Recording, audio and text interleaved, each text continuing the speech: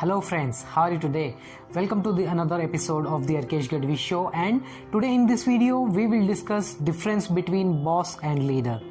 So the first point is meaning. Boss is a person who gives order to their employees and tell them what to do. But a leader is a person who help people to achieve their goals. Number 2, work.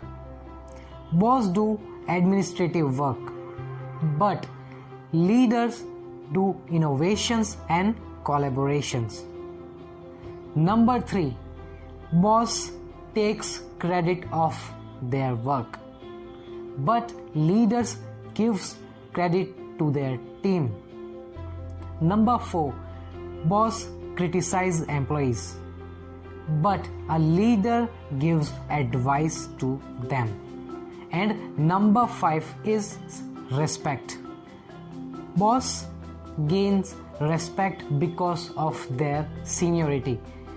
Employees respect them because of their senior level. But leaders gain respect because of their quality and ability.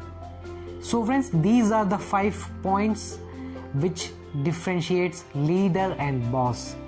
So friends, at the end, if you like this video, please don't forget to like, comment and share with your friends. If you are new at channel, please subscribe to the channel.